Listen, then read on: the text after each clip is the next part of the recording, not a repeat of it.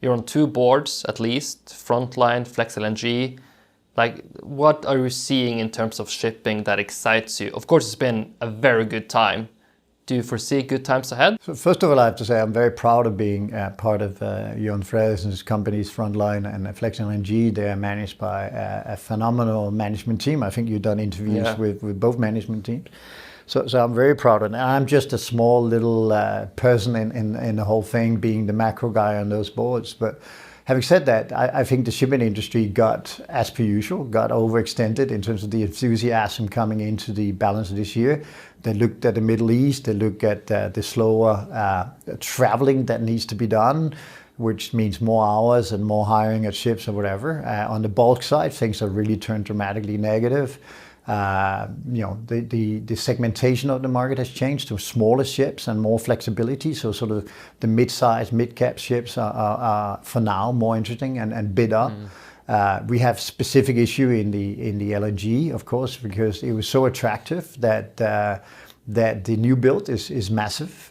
Fortunately, we have a very forward-looking management at Flex LNG who's been making sure that we pretty much have all our ships out to 27, 28, which should be sort of past the big impasse in terms of new supply. VLCC, of course, is different, Panamax, where, everything being equal, if it wasn't for all the illegal Russian oil being shipped, then the net amount of ships on the water would be significantly smaller. But as you probably talked to Bastad about, I mean, the sort of the shadowed shipping is 15-25% of ships today, which distorts. We don't do that business, obviously.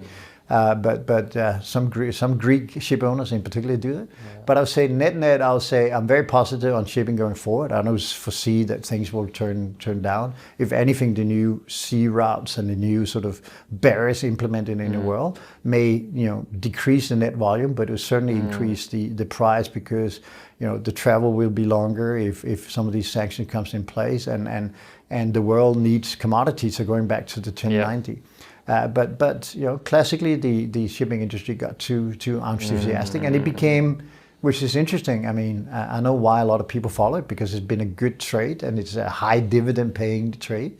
But I think there's too many experts in citation marks in shipping, and I'm certainly not one of them. But everybody has shipping because it's like it's sort of the real economist version of trading Tesla, right? Yeah. But I would just say ship value continues to increase on the balance sheet of 5 to 6%. New builds is through the roof because again there is capacity constraints if we was on.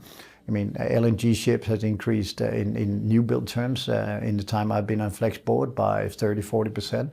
A little bit easier to do, VLCC ships, of course, but environmental ships are important. What kind of engine you run on them are getting important. And what is interesting in the math of all that is that the newer ships you build, the better they are economically on environment. You can earn that money back pretty quickly. So there is also this part of the new process is also given by the fact that the economics of new ships are very, very good because these shipbuilders, they know what they're doing. I know this is a very difficult question, but I'll try to ask it. Are there any way of describing how impressive the Fredriksen system really is in providing shareholder value? Is that just one of a kind, structure and execution, or is there anything to learn from how the system has managed to be so successful? Oh, you probably have to ask someone who's even more an insider than me, like Bastad. But if you look at how the whole Sea Tankers group is operated, they are very focused on the cost side. So when we do peer-to-peer comparison, which comes out in the accounts, so I'm not saying something that is not public knowledge, but you need to notice how low we actually sit in terms of it. So it's a very efficient organization. It's and I mean this is in the best way. It's like a very efficient factory. I mean they pay.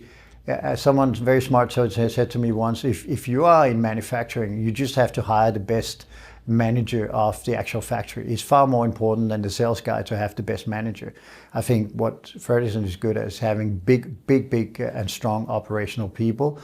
The financial side, as a financial person, I've been very impressed with. They are very agile in terms of refinancing and you know, taking some of the interest rate risk off the balance sheet. Because remember, running a shipping company is running a hedge fund. You have energy costs, you have employee costs, unions, you have international environment, you have China, you have building costs, you have material costs, you have you know, energy costs involved. So it's a very difficult. There's a lot of things that can go wrong. Yeah. But I think the commitment to dividend payouts is something the investors pay premium for, and I think they pay for the predictability of both the cost side but also the operational side.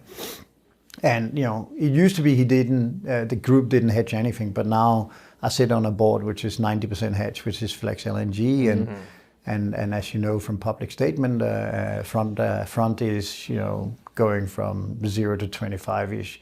But it is an impressive group, and it's a group with a huge amount of decision power in a very short span of time, but always trying to do it at a best practice. So yes, very impressive.